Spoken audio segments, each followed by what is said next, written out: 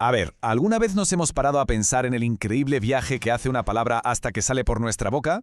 Pues hoy vamos a hacer justo eso. Vamos a desenredar la historia del español, que es un viaje épico. Uno que arranca con soldados romanos en sandalias y que llega nada menos que hasta las pantallas de nuestros móviles. Venga, que empezamos este recorrido. Para que nos hagamos una idea de la escala, 500 millones, así, de golpe.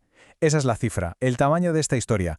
Estamos hablando de más de 500 millones de personas que compartimos un mismo código, un universo sonoro común. La verdad es que, si lo piensas, es una cifra que casi marea.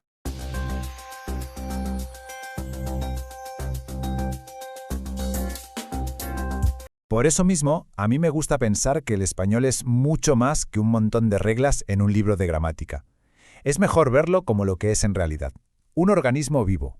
Uno que respira, que cambia, que se va adaptando y que lo hace a través de cada una de esas 500 millones de gargantas.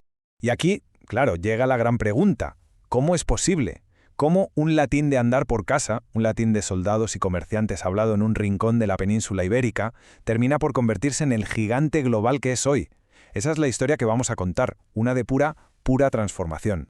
Bueno, pues toda gran historia tiene un comienzo, y la nuestra arranca en Roma. O, para ser más exactos, con los romanos que llegaron a esta península, a la que llamaron Hispania.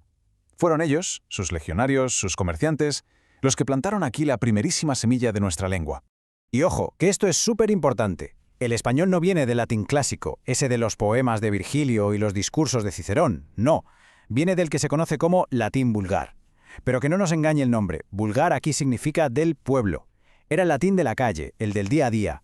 Mucho más práctico, más directo y sobre todo un latín que estaba vivísimo y en constante cambio. Claro que la península no era una página en blanco cuando llegaron los romanos. Para nada, aquí ya se hablaban otras lenguas, las de los íberos, los celtas, y aunque el latín al final se impuso con fuerza, esas lenguas no se esfumaron sin más. No, dejaron su eco, como una especie de fantasmas que todavía resuenan en algunas de nuestras palabras. Y lo más increíble es que algunos de esos fantasmas siguen aquí, entre nosotros, y los usamos todos los días. Palabras tan nuestras como barro, cabaña o, fíjate, incluso perro, son en realidad supervivientes de aquel mundo prerromano. Son como pequeños fósiles lingüísticos que usamos a diario sin tener ni idea de su origen tan antiguo. Vale, y ahora la historia se acelera. Cae el Imperio Romano y la península se convierte en un verdadero crisol de culturas. Ese latín que se hablaba aquí no se quedó quieto, ni mucho menos. Fue golpeado, moldeado a la fuerza, como el metal en una forja, por las invasiones que llegaron después. Y lo cambiaron para siempre. Fue un proceso larguísimo y bastante movido, la verdad. Primero, en el siglo V, con la caída de Roma, llegan los visigodos. Pero el giro de guión más importante, el cambio de verdad, llegó en el 711 con la conquista musulmana. Tuvieron que pasar muchos siglos, hasta el 15 más o menos, para que el castellano se consolidara por fin como la lengua principal. Esos visigodos, que venían de pueblos germánicos, dejaron su propia marca. Claro. Trajeron palabras de su mundo, que era un mundo de guerreros. Por eso nos dejaron términos como guerra, yelmo u orgullo. Palabras fuertes que se incrustaron para siempre en ese nuevo idioma que estaban haciendo. Pero si hay una influencia que lo cambió todo, pero todo, fue la del árabe. Y es que no hablamos de una visita corta. Fueron casi 800 años. 800 años de convivencia, de mezcla, de un intercambio cultural y científico brutal. Al-Ándalus fue una potencia, y su lengua dejó una huella imborrable en el ADN del español. Y la profundidad de ese legado es que es asombrosa. No son 4 palabras sueltas, son más de 4000. Y están por todas partes, en cosas tan de casa como almohada o azúcar, en la ciencia, con álgebra o algoritmo, y mi favorita, la expresión ojadá, que es puro árabe, viene de lau sha'Allah, que significaba si Dios quisiera. Es increíble, nuestro día a día está lleno de sonidos árabes, y ni nos enteramos. Y con todo este bagaje llegamos a un punto de inflexión, a un momento clave. El castellano, que se había forjado aquí en la península, está a punto de hacer algo que ninguna otra lengua de su familia había hecho. Va a saltar el charco, va a cruzar el océano, para convertirse en un idioma mundial. 1492. Hay años que son bisagras en la historia, y este es uno de ellos. Y por partida doble, no es solo el año de la llegada a América, es que, casualmente, ese mismo año, un señor llamado Antonio de Nebrija publica la primera gramática castellana. Es una coincidencia alucinante. Es como si el idioma, justo antes de lanzarse a conquistar el mundo, se hubieran mirado al espejo por primera vez para ver quién era. A ver, tratemos de imaginar la escena.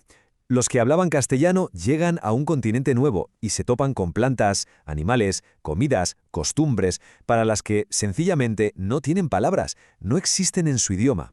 El español se enfrentó a una crisis de identidad total, o aprendía a nombrar todo aquello o no servía para nada en ese nuevo mundo. ¿Y qué hizo el idioma? Pues lo único que podía hacer para sobrevivir: absorber, adaptarse, tomar prestado. Empezó a incorporar cientos de palabras de las lenguas que ya estaban allí. Del náhuatl de los aztecas, por ejemplo, nos vino chocolate, tomate, aguacate; del quechua de los incas, papa o cóndor; del taíno del Caribe, canoa, hamaca, huracán. El español se volvió mestizo, una vez más al otro lado del Mor. Y lo interesante es que ese proceso de abrirse y diversificarse no ha parado nunca. Sigue hoy. Por eso, esa idea de que hay un español correcto o puro que se habla en un sitio concreto, es que eso ya no tiene ningún sentido. La auténtica fuerza, la verdadera riqueza del español de hoy es precisamente su brutal diversidad. El idioma sigue cambiando delante de nuestros ojos, moldeado por fuerzas nuevas. Ahí está, por ejemplo, el voseo en buena parte de América Latina, que es mucho más que una forma de hablar, es una seña de identidad, o la capacidad infinita que tenemos para inventar palabras y expresiones locales, los modismos y, cómo no, la tecnología, que nos trae un montón de palabras del inglés que españolizamos a nuestra manera, como chatear, resetear o clicar. Este es un ejemplo perfecto de esa unidad en la diversidad.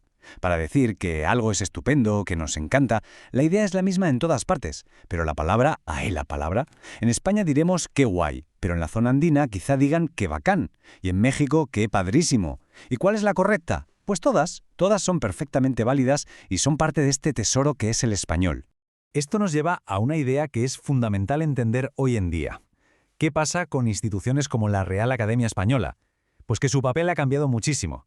Ya no son una autoridad que dicta lo que está bien y lo que está mal. Ahora actúan más bien como notarios.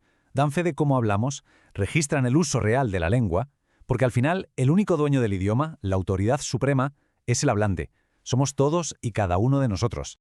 Si tuviéramos que resumir todo este viaje en una sola idea, sería esta.